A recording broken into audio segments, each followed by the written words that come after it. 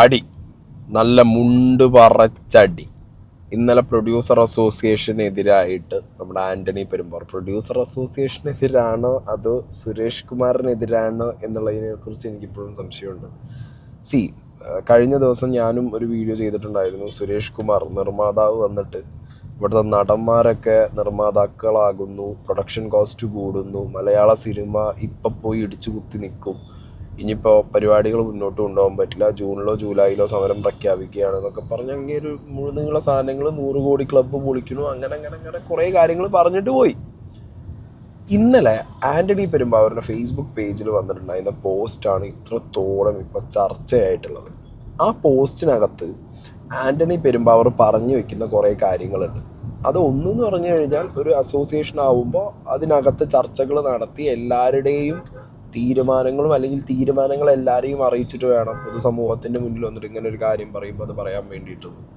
ഇവരെന്നെ പ്രൊഡ്യൂസർ അസോസിയേഷനിലുള്ള പല ആളുകളും ഇതൊന്നും അറിയാതെയാണ് ഇവന്മാർ ഈ വന്നിരുന്നിട്ട് ഡയലോഗ് അടിച്ചിട്ട് പോയത്. ഈ സമരം അത് ഇത്, പിന്നെ സമരം ഒന്നിനും ഒരു എന്താ പറയുക, ഒരു ഇത് കാണൂലടേ. സമരം ചെയ്തിട്ട് പ്രത്യേകിച്ച് ഇപ്പോൾ ഒരു സമരം ചെയ്യാം, പക്ഷെ പൂട്ടിയിട്ടിട്ട് എന്ത് കാര്യം? സമരം ചെയ്താൽ പിന്നെയും കുഴപ്പമില്ല. പക്ഷെ ഒരു ഇൻഡസ്ട്രി തന്നെ പൂട്ടിയിട്ട് കഴിഞ്ഞാൽ ടെക്നീഷ്യന്മാരെങ്ങനെ ജീവിക്കും? സിനിമകളെ ഇറക്കാൻ സമ്മതിക്കില്ല എന്ന് പറഞ്ഞു കഴിഞ്ഞാൽ അതെങ്ങനെ മുന്നോട്ട് കൊണ്ടുപോകാൻ പറ്റും എന്നുള്ളൊരു കൺസേൺ. ഇതല്ലല്ലോ അതിൻ്റെ ഒരു രീതി എന്നുള്ള രീതിയിലുള്ള കാര്യങ്ങൾ എഴുതി വെച്ചിട്ടുണ്ട്. ഇതൊക്കെ ഇതൊക്കെ ഫൈനാണ്. ആൻ്റണി പെരുമ്പാവൂർ പറയുന്ന കാര്യത്തിനോട് നമുക്ക് എല്ലാവർക്കും യോജിപ്പാണ്.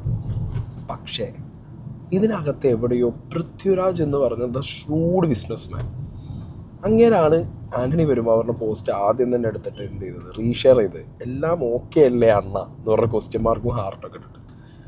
ഞാൻ അപ്പം കത്തി മോനെ, എനിക്ക് അപ്പം അടിച്ച് സാധനം. കാരണം ഞാൻ പിന്നെ വരുന്ന ഓരോ ന്യൂസും എടുത്ത് നോക്കി, ഓരോ ന്യൂസിൻ്റെ തംബ്നെയിലും എടുത്ത് നോക്കി, എല്ലായിടത്തും കാണുന്നത് എന്താ അറിയോ, ആൻ്റണി പെരുമ്പാവൂർ, പൃഥ്വിരാജ്, പിന്നെ എമ്പുരാൻ.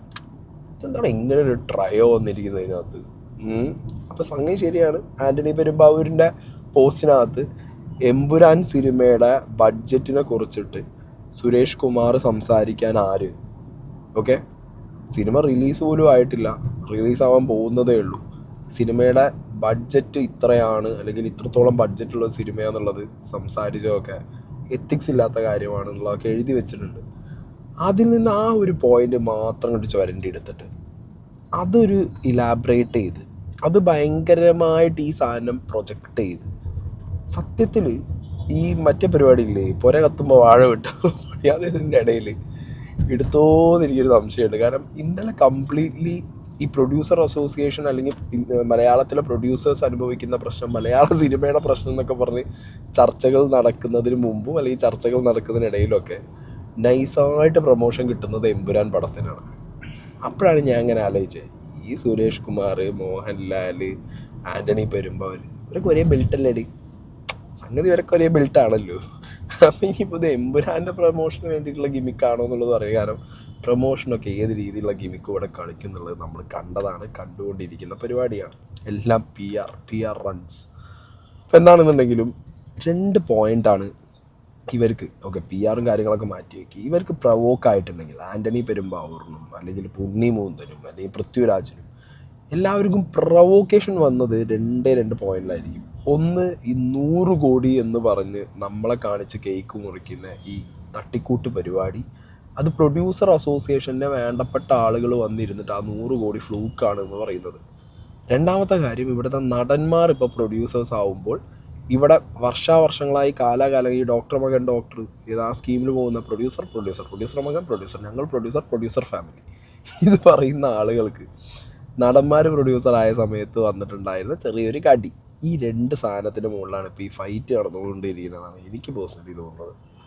താരങ്ങളുമായിട്ടോ ഇതുവരെ ആശയവിനിമയം നമ്മൾ നടത്തിയിട്ടില്ല. എന്ന് വെച്ചാൽ താരസംഘടനയിൽ ഇപ്പോൾ അവിടെ ആരുമില്ലല്ലോ, ഭാരവാഹികളൊന്നും ഇല്ലല്ലോ, സംസാരിക്കാൻ ആരുമില്ലല്ലോ. ഇതിനു മുമ്പ് സംസാരിച്ച് ഇതെന്തെന്നറിയോ, നമ്മൾ അവരുമായിട്ടിരിക്കും, അവർ സംസാരിച്ചെല്ലാം ശരിയാക്കാന്നൊക്കെ പറഞ്ഞിട്ട് പോവും, പിന്നെ അവരുടെ തോന്നിവാസമാണ് കാണിക്കുന്നത്.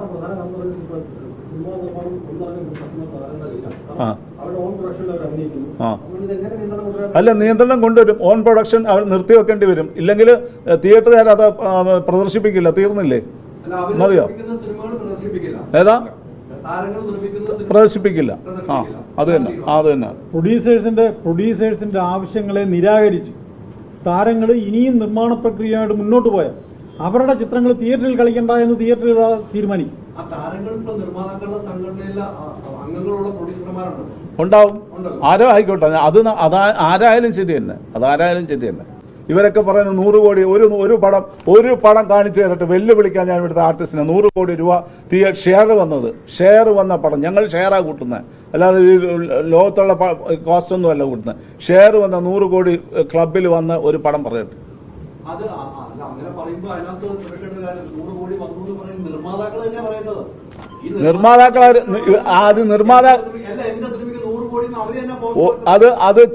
ഇത് എന്തെന്നറിയോ, വെളിയിൽ നിന്ന് ഇവരെ ഫോഴ്സ് ചെയ്ത് പറയിപ്പിക്കുന്നതാണ്. ഇത് 100 കോടി വന്നെന്ന് പറഞ്ഞാല് അടുത്ത ഈ താരങ്ങൾ അത് തന്നെയാണ്, താരങ്ങൾ പറയിപ്പിക്കുന്നതാണ് 100%. അല്ല ഇവിടെ ഒരു പ്രൊഡ്യൂസർ ആവശ്യപ്പെടില്ല, അവനറിയാം അവന്റെ ഗതികേട് എന്താണെന്നുള്ളത്. അതായത് 100 കോടി ഗ്രോസ് ആണ്. ഗ്രോസ് എന്ന് പറയുന്നത് 100 കോടി ഗ്രോസ് വന്നാൽ 30 കോടി രൂപ ടാക്സ്, 70 കോടി രൂപ. അതിന്റെ പകുതി 50% തിയേറ്ററിന് പോകും. ഇപ്പൊ 70 കോടി രൂപ 37 കോടി രൂപ. പിന്നെ അതിന്റെ പ്രിന്റിന്റെ പബ്ലിസിറ്റിയുടെയും കാശൊക്കെ കൂടെ പോയി കഴിഞ്ഞാൽ 27-30 കോടിക്ക് ഇടയ്ക്ക് വല്ലതും കിട്ടും പ്രൊഡ്യൂസറിന്. അതാണ് കിട്ടുന്നത്. അതാണ് ഇവിടെ 100 കോടി ക്ലബ്ബ് എന്നും പറഞ്ഞ് ഇവിടെ ആഘോഷിച്ചുകൊണ്ട് നടക്കുന്നത്. ആക്ച്വലി നിങ്ങൾക്ക് ആ ഒരു കടി കിടക്കുന്നത് എവിടെയാന്ന് മനസ്സിലായി കാണുമല്ലോ. അതായത് ഇപ്പം നിർമ്മാതാക്കൾ എന്ന് പറഞ്ഞിട്ട് പ്രൊഡ്യൂസർമാരെ ഡ്രസ്സ് ഇട്ട് വരുന്നവരെ പ്രത്യേകിച്ച് ഇപ്പോൾ വിലയില്ല, അങ്ങനത്തെ ആളുകൾക്ക് പടവും ഇല്ല. നടന്മാർ തന്നെ പ്രൊഡ്യൂസേഴ്സ് ആവുമ്പോൾ പണ്ട് ഈ ബാക്ക് ഫണ്ടേഴ്സ്, ഫിനാൻസിയേഴ്സ്, അല്ലെങ്കിൽ ഈ പടങ്ങൾക്ക് ബാക്ക് ബോണായിട്ട് പൈസ കൊടുത്തിട്ട് എന്നാൽ നമുക്കാർക്കും അവരെ വിസിബിൾ അല്ല, ഓക്കെ, അങ്ങനത്തെ കുറേ ഫണ്ടേഴ്സ് സിനിമയ്ക്കകത്തുണ്ട്. അതെല്ലാ ഫിലിം ഇൻഡസ്ട്രിക്കകത്തുണ്ട്, മലയാളത്തിലുണ്ട്. അങ്ങനെയുള്ള ഫണ്ടേഴ്സ് ഇപ്പോൾ ഇവരെ പോലെയുള്ള ഈ സുരേഷ് കുമാറിനെ പോലെയോ സിയാദ് കോക്കറിനെ പോലെയുള്ള ആളുകൾക്ക് ഫണ്ട് കൊടുക്കുന്നില്ല എന്നുള്ളൊരു എക്സാക്ട് ഫാക്ട് ഇതിനകത്ത് കിടക്കുന്നുണ്ട്. ഓക്കെ, ഇവരൊക്കെ ഇപ്പോൾ ഫണ്ട് ചെയ്യുന്നത് ഇവിടുത്തെ നടന്മാരെയാണ്.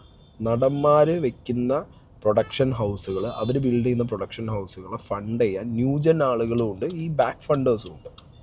കാരണം മാറിക്കൊണ്ടിരിക്കുന്ന സിനിമയുടെ ഒരു ഫേസിനെ പെട്ടെന്ന് അഡാപ്റ്റ് ചെയ്യുന്നത് ഇപ്പോൾ ഈ സിനിമാക്കാരുടെ പ്രൊഡക്ഷൻ ഹൗസുകളാണ്. Okay, corrected script. ഇപ്പോൾ ഒരു നടൻ, ഓക്കെ, അയാൾക്കൊരു ഡ്രീം പ്രൊജക്റ്റ് ഉണ്ട്, അയാൾ അതിന് വേണ്ടിയിട്ട് കുറേ സമയം കളയാൻ റെഡിയാണ്, അയാൾ വർഷങ്ങൾ സ്പെൻഡ് ചെയ്യാൻ റെഡിയാണ്. അപ്പോൾ അയാളൊരു ഭയങ്കര ടോപ്പ് നടനാണ്. ലെറ്റ്സ് ഞാൻ പറഞ്ഞുതരാം, ഇപ്പോൾ ഒരു പൃഥ്വിരാജിനെ പോലെ ഒരാൾ ആടുജീവിതം എന്ന് പറഞ്ഞ ഒരു സിനിമയ്ക്ക് വേണ്ടി എത്ര രൂപ, ലൈക്ക് എത്ര ടൈം, രൂപയല്ല എത്ര സമയം സ്പെൻഡ് ചെയ്തു. അതേപോലെ ഇപ്പോൾ ഇനി നാളെ പൃഥ്വിരാജിന് ഓൺ പ്രൊഡക്ഷൻ ഹൗസ് ഉണ്ട്, പൃഥ്വിരാജിന് ഇപ്പോൾ ഒരു ഡ്രീം പ്രൊജക്റ്റ് വരിക, 2-3 കൊല്ലം അതിന് വേണ്ടിയിട്ട് വർക്ക് ചെയ്യണം, ഓൺ പ്രൊജക്റ്റാണ്, ഒരു ഭയങ്കര സംഭവമായിട്ട് എടുക്കണം. അപ്പോൾ അതിന് ഫണ്ട് വേണമെന്നുണ്ടെങ്കിൽ അതിന് ഫണ്ട് ചെയ്യാൻ ആളുകൾ കാണും. നേരെ മറിച്ചിട്ട് ഈ സ്വന്തം പ്രൊഡക്ഷൻ ഹൗസ് ഇല്ലാത്തൊരു സമയത്ത് ഇവർക്ക് ഈ പ്രൊഡ്യൂസറുടെ സമയത്തിനും പ്രൊഡ്യൂസറുടെ ടൈം ലൈനിനും അങ്ങനെ ഇരിക്കേണ്ട ഒരു അവസ്ഥ വരും. അപ്പോൾ വലിയ സിനിമകൾ സിനിമാ നടന്മാർക്ക് പോസിബിൾ ആവില്ല, അല്ലെങ്കിൽ അതവർക്ക് പുൾ ഓഫ് ചെയ്യാൻ പറ്റില്ല എന്നുള്ള സിറ്റുവേഷനിലായിരിക്കാം മേ ബി ഇവർ ഈ പറഞ്ഞ ഓൺ സാധനങ്ങൾ, അല്ലെങ്കിൽ ഇപ്പോൾ ഈ പറഞ്ഞ OTT സംഗതികളൊക്കെ വന്ന സമയത്ത് എന്തിനിപ്പോൾ ഒരു പ്രൊഡ്യൂസർ എന്ന് പറഞ്ഞ ഒരാൾക്ക് തന്നെ വേറെ കൊടുക്കുന്നത്, എന്നിലൂടെയാണ് സിനിമ വിൽക്കപ്പെടുന്നത്, അപ്പം ഞാൻ തന്നെ പ്രൊഡ്യൂസറായിട്ട് എന്ത് ചെയ്യാം, ഞാൻ തന്നെ എൻ്റെ പടം വിൽക്കാം എന്നുള്ള രീതിക്ക് എടുത്ത് വരുന്നവരും. ഇതൊക്കെ ഇന്നവിറ്റബിൾ കേസുകളാണ്. ഇവർക്ക് ഈ പറഞ്ഞ പോലെ സിനിമയിൽ നടന്മാരായിട്ടുള്ള പ്രൊഡ്യൂസർമാരുടെ പടം ഇനി നാളെ തിയേറ്ററിൽ ഓടിക്കില്ല എന്നൊക്കെ പറഞ്ഞു കഴിഞ്ഞാൽ നാളെ ജനങ്ങൾ നിങ്ങൾ പ്രൊഡ്യൂസർമാരിറക്കുന്ന പടം ഞങ്ങൾ കാണില്ല എന്ന് പറഞ്ഞു കഴിഞ്ഞാൽ പരിപാടി കഴിഞ്ഞില്ലേ. നമ്മൾ ജനങ്ങൾ തീരുമാനിച്ചാൽ പോരെ. കോടിയുള്ള കോടീശ്വരർ ഇനിയും കോടികൾ വേണമെന്നുള്ള കരച്ചിലാണ് സത്യം പറഞ്ഞത്. ഇവിടെ സത്യം പറഞ്ഞാൽ കോടീശ്വരന്മാരെ രോദനമാണ് ഇപ്പോൾ ഈ 2 ദിവസം കൊണ്ടായിട്ട് നമ്മൾ കേട്ടുകൊണ്ടിരിക്കുന്നത്. നമ്മളെ ബാങ്കിൽ കോടികളുമില്ല, നമുക്കത് കിട്ടാനും ഉണ്ടാക്കാനുള്ള വഴികൾ കാണും, പക്ഷേ നമുക്ക് നടക്കുന്നില്ല. നമ്മൾ സാധാരണക്കാർക്ക് നമ്മളെ കീശ കാലിയാവാതെ, അല്ലെങ്കിൽ നമ്മളെ പോക്കറ്റിൽ നിന്നുള്ള പൈസ അവന്മാരെ പോക്കറ്റിൽ എത്തിക്കുന്ന ഈ തന്ത്രം, ഈ പരിപാടി, അത് സിനിമ അങ്ങനെയാണല്ലോ, നമ്മളെ പോക്കറ്റിൽ എത്തിക്കുന്ന പൈസ അവരെ പോക്കറ്റിൽ എത്തിക്കുക എന്നുള്ളതാണ് ബേസിക് സാധനം. പക്ഷെ അതിന് നമ്മളെ സാറ്റിസ്ഫൈ ചെയ്യുന്ന രീതിയിൽ, അല്ലെങ്കിൽ നമുക്ക് സന്തോഷം കിട്ടുന്ന രീതിയിൽ, നമുക്ക് എന്താ പറയുക, നമ്മുടെ എൻ്റർടൈൻമെൻറ്റ് വാല്യൂവിന് കീപ്പപ്പ് ചെയ്യുന്ന രീതിയിലുള്ള പ്രൊഡക്ട്സ് തരാൻ ഇവരെ കൊണ്ട് പറ്റിയാൽ, അതിനിപ്പോൾ സിനിമാ നടനായിട്ടുള്ള പ്രൊഡ്യൂസറാണെങ്കിലും പ്രൊഡ്യൂസർ കുടുംബപരമായിട്ടുള്ള പ്രൊഡ്യൂസേഴ്സ് ആണെങ്കിലും ആരാണെങ്കിലും നല്ല പ്രൊഡക്റ്റ് തന്നാൽ ഹിറ്റാവും. നല്ല പ്രൊഡക്റ്റ് തന്നാൽ ആളുകൾ ആക്സെപ്റ്റ് ചെയ്യും. നല്ല പ്രൊഡക്റ്റ് തന്നാൽ ആളുകളുടെ കീശയിലുള്ള പൈസ അവരുടെ പോക്കറ്റിൽ കിട്ടും. അല്ലാത്ത പക്ഷം ഞങ്ങൾ പ്രൊഡ്യൂസേഴ്സാണ്, ഞങ്ങൾ പ്രൊഡക്ഷൻ ഡിപ്പാർട്ട്മെൻറ്റിലേക്ക് ഇനി ആരും വരരുത്. ഇതിപ്പോൾ നാളെ ഡോക്ടർമാർ വന്നിട്ട് പറയാം, ഞാൻ എൻ്റെ അച്ഛൻ ഡോക്ടറാണ്, എൻ്റെ അച്ഛൻ്റെ അച്ഛൻ ഡോക്ടറാണ്, നാളെ എൻ്റെ മകൻ ഡോക്ടറാണ്, എൻ്റെ മകൻ്റെ മകൻ ഡോക്ടറാണ്. അപ്പുറത്തുള്ള എഞ്ചിനീയർ മോൻ ഡോക്ടർ പഠിച്ചിട്ട് ഇങ്ങോട്ട് വന്നിട്ട് ഈ ഹോസ്പിറ്റലിൽ വർക്ക് ചെയ്താൽ ശരിയാവില്ല, അങ്ങനെയുള്ള ഹോസ്പിറ്റലിലൊക്കെ ഞങ്ങൾ വിലക്കും എന്ന് പറഞ്ഞു കഴിഞ്ഞാൽ എന്തായിരിക്കും അവസ്ഥ?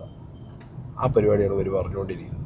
പിന്നെ എനിക്ക് coming to this promotion thing, ഞാൻ തന്നെ നേരത്തെ പറഞ്ഞ പോലെ ആൻ്റണി പെരുമ്പാവൂരിൻ്റെ പോസ്റ്റിനകത്ത് കുറേ കാര്യങ്ങളൊക്കെ ഈ പറഞ്ഞ നടന്മാർ പ്രൊഡ്യൂസർ ആയാൽ അങ്ങനെ പറയാനുള്ള കാരണം നമുക്കറിയാം. കാരണം മോഹൻലാൽ എന്ന് പറഞ്ഞൊരു വ്യക്തി, ആശീർവാദ് എന്ന് പറഞ്ഞൊരു വലിയൊരു ഫേം.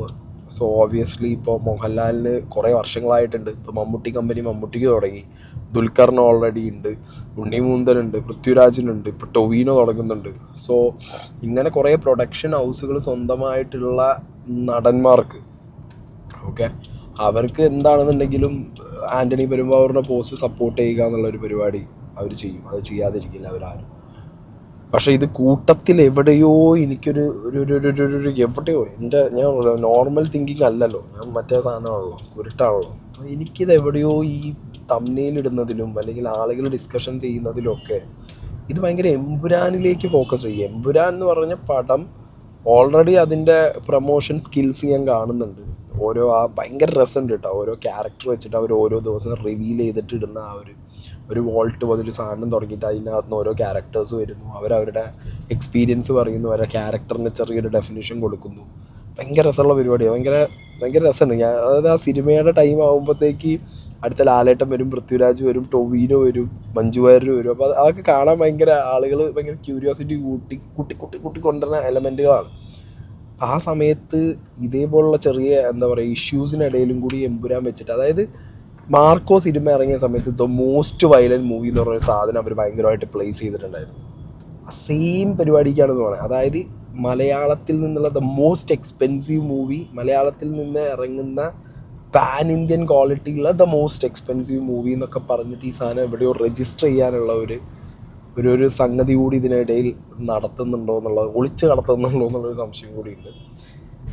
ആസ് എ വ്യൂവർ എനിക്ക് പറയാൻ അത്രേ ഉള്ളൂ, ക്വാളിറ്റിയുള്ള പടങ്ങൾ ഇറക്കിക്കഴിഞ്ഞാൽ, ക്വാളിറ്റിയുള്ള സ്ക്രിപ്റ്റ് നടനോ പ്രൊഡ്യൂസർ ആർക്ക് വേണേ ക്വാളിറ്റിയുള്ള സ്ക്രിപ്റ്റ് കണ്ടാൽ മനസ്സിലാക്കാൻ പറ്റിയാൽ, അത് നല്ല ഡയറക്ടറിൻ്റെ കയ്യിലും നല്ല കാസ്റ്റ് വെച്ച് എടുക്കാൻ പറ്റിയാൽ ഡെഫിനറ്റ്ലി പടം ഓടും. അതിനിപ്പോൾ പ്രൊഡ്യൂസറാണെങ്കിലും നടനാണെങ്കിലും ആരാണെങ്കിലും ഇറക്കിയ പൈസേൻ്റെ ഇരട്ടി തിരിച്ചു കിട്ടും. ഓക്കെ, നാട്ടുകാരുടെ എൻ്റർടൈൻമെൻറ്റ് ലെവൽ ആ ഒരു വോള്യത്തിനനുസരിച്ചുള്ള പ്രോഡക്റ്റ്സ് ഇറക്കാൻ വേണ്ടി ശ്രമിക്കുക, അത്രേ പറയാനുള്ളൂ. അല്ലാതെ തമ്മിൽ അങ്ങോട്ടും ഇങ്ങോട്ടും ഞങ്ങൾ പ്രൊഡ്യൂസർമാരാണ്, നിങ്ങൾ ആരും പ്രൊഡ്യൂസർ ആവണ്ട എന്നുള്ള സ്കീമിലൊക്കെ മുന്നോട്ട് പോയാൽ ഈ വന്നിരിക്കുന്ന ചേട്ടന്മാരൊക്കെ വീട്ടിലിരിക്കേണ്ട അവസ്ഥയും ആരും ഇവർക്ക് ഇനി പടം കൊടുക്കില്ല. ഇവർ പടം എടുക്കാൻ പോയാൽ പടം ഇല്ല എന്ന് പറഞ്ഞ് ഒഴിവാക്കുകയും ചെയ്യും. ഇവരൊക്കെ കാലത്തിനനുസരിച്ച് മാറാൻ ശ്രമിക്കുക. കുറേ മാറിക്കഴിഞ്ഞാൽ ഇറ്റ്സ് ബെറ്റർ, അത്രേ പറയാനുള്ളൂ. നല്ല നല്ല പടങ്ങൾ എടുക്കാൻ നിങ്ങൾക്ക് പറ്റുന്നുണ്ടെങ്കിൽ നിങ്ങൾ കൊടുക്കുക, നടന്മാരെടുക്കുന്നത് അവർ കൊടുക്കട്ടെ. ഓക്കെ, പിന്നെ 100 കോടി ഗിമിക്ക് അത് പൊളിച്ചു തന്നതിൽ നല്ല ഒരു എന്താ പറയുക നന്ദി പറയാനുണ്ട്. ഈ 100 കോടി ഗിമിക്ക് കണ്ടിട്ട് ഇനി നാളെ ആരും എന്ത് ചെയ്യില്ലല്ലോ, പോയിട്ട് അടുത്തൊരു പടത്തിന് വില പറയുമ്പോൾ അതിങ്ങനെയല്ലടേ എന്നുള്ള ചോദ്യമല്ലേ ചോദിക്കും. ഈ ഗിമിക്ക് പൊളിഞ്ഞത് നന്നായിട്ടാണ്. കാരണം പല നടന്മാരുടെയും പല പ്രൊഡക്ഷൻ ഹൗസിൻ്റെയും തള്ളു നിന്ന് കിട്ടുമല്ലോ 100 കോടിയിൽ, അതൊരു സമാധാനം.